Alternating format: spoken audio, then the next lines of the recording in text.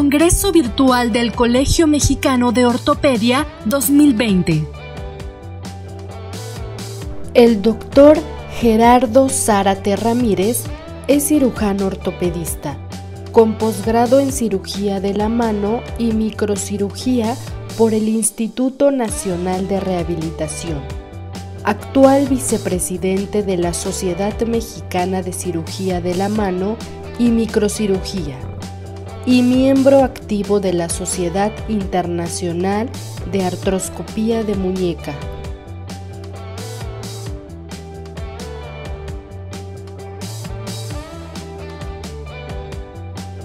El doctor Zárate hablará sobre neuropatía compresiva cubital.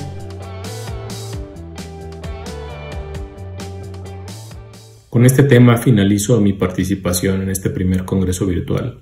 Solo me resta agradecer nuevamente al colegio, a su presidente, al titular del capítulo de cirugía de mano, la oportunidad de compartir con ustedes en este espacio. Hablaremos de una de las neuropatías compresivas más frecuentes de la extremidad superior, solamente superada por la neuropatía compresiva del mediano, y esta es la neuropatía compresiva de cubital. Abordaremos algunos puntos que merece la pena recordar cuando nos encontramos ante un padecimiento compresivo como este. Inevitablemente la anatomía es punto de partida para ello.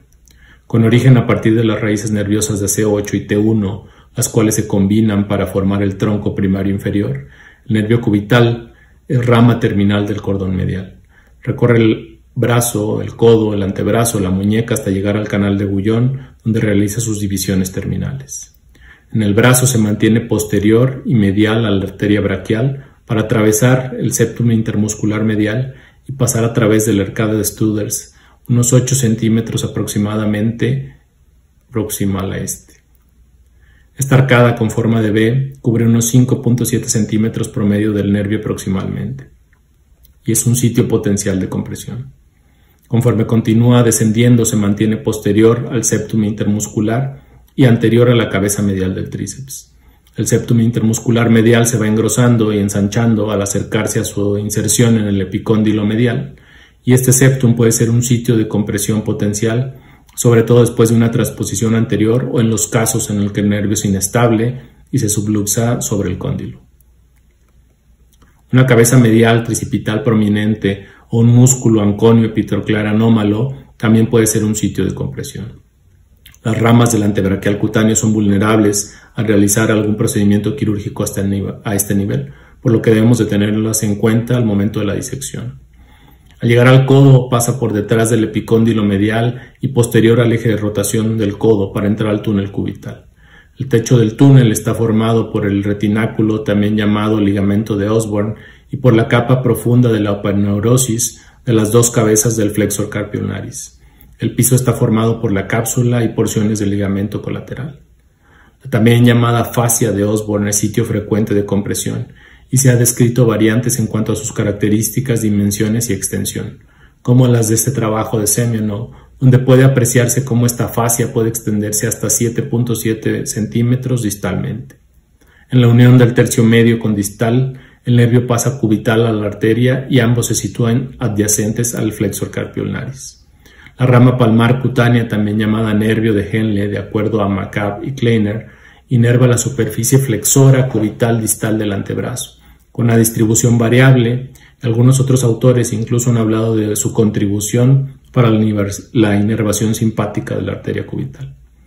En el tercio distal, la rama dorsal cutánea del tronco principal pasa a cubital al flexor carpio ulnaris. Esta rama perfora la fascia del flexor carpio ulnaris y entra en la región dorso cubital del antebrazo, usualmente unos 3 a 5 centímetros proximal a la cabeza cubital, dividiéndose en una rama radial y una cubital, dando sensibilidad al borde dorso cubital de la mano y el dorso de los dedos meñique y anular.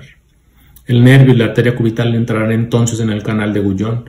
Este túnel fibro-óseo tiene como techo el ligamento carpiano palmar y como piso el ligamento piso ganchoso.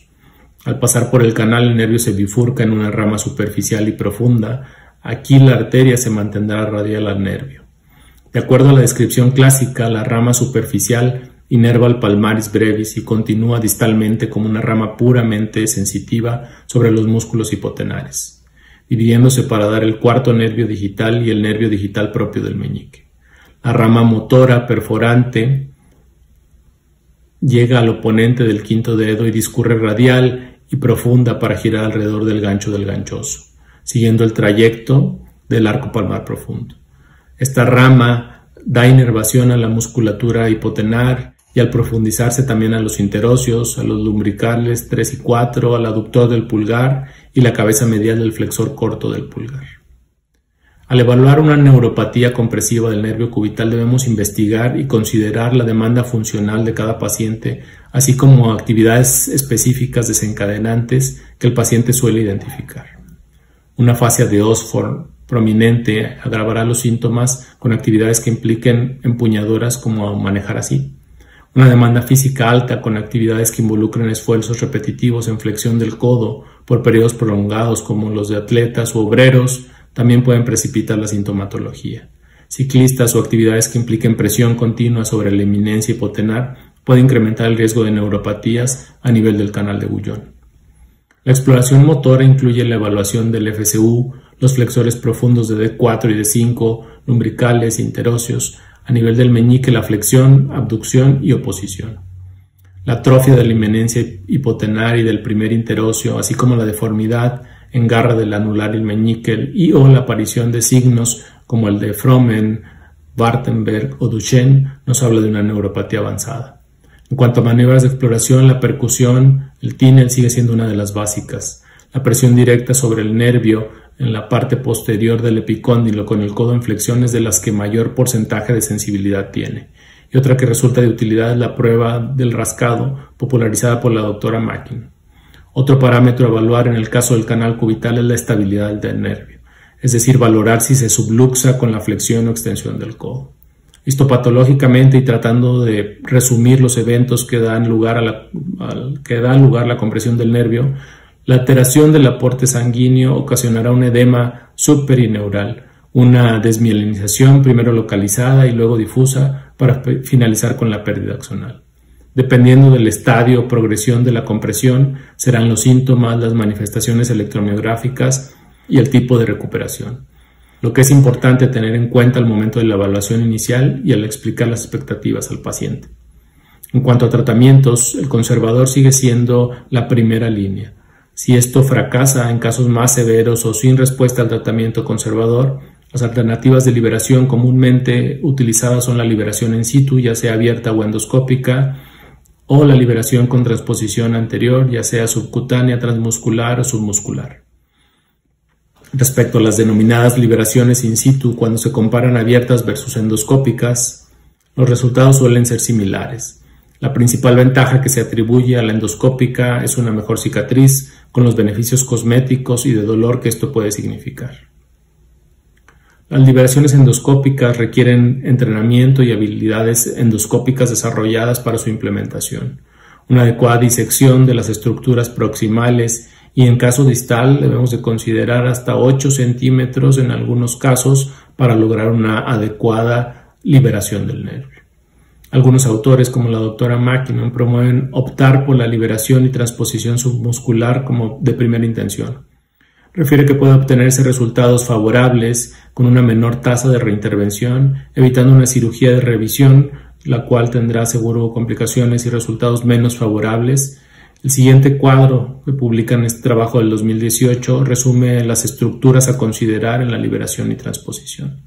Tenerlas en consideración nos sirve como mapa mental al realizar un procedimiento de este tipo, identificando de manera metódica los elementos que pueden causar la compresión antes y al momento de realizar la transposición. Hay que tener en consideración las ramas cutáneas del antebraquial medial. Analizando la evidencia no se ha podido establecer aún ventajas claras de un método sobre otro. Aunque se reporta una tasa relativamente mayor de infecciones en la herida quirúrgica con la liberación y transposición, los resultados a los 6 y 12 meses resultan similares. Aunque la recomendación de ciertos autores en base a una revisión sistematizada es esta, los resultados dependerán también de la experiencia de cada cirujano con cada una de las técnicas. Al hablar del canal de Guyon es conveniente recordar este trabajo clásico de Gross y Gelberman de los 80s, donde se describe cómo el túnel cubital distal puede ser dividido en 3 zonas. Si la compresión se da antes de la bifurcación del nervio, en la zona 1, la sintomatología será mixta. Si ocurre después de la división de la zona 2, será puramente motora, y si ocurre en la zona 3, puramente sensitiva. De no existir respuesta favorable al tratamiento conservador, el tratamiento quirúrgico abierto es el de elección.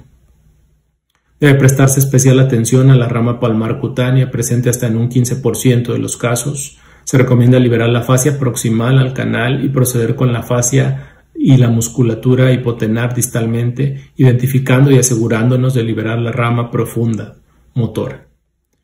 Concluyendo y para llevar a casa, conocer la anatomía de las regiones afectadas nos permite identificar posibles sitios de compresión y nos hace un mapa mental para el diagnóstico y tratamiento de estas lesiones. A pesar de que el canal del cubital, la patología del canal cubital del codo es muy frecuente, no se ha establecido un gold estándar, hay que conocer las técnicas para poder elegir de acuerdo a cada caso.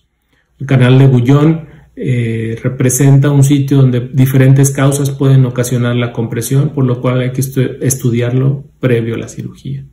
Y los factores desencadenantes, las características de cada paciente influirán en el resultado y en el pronóstico de este tipo de procedimientos. Muchas gracias por su atención.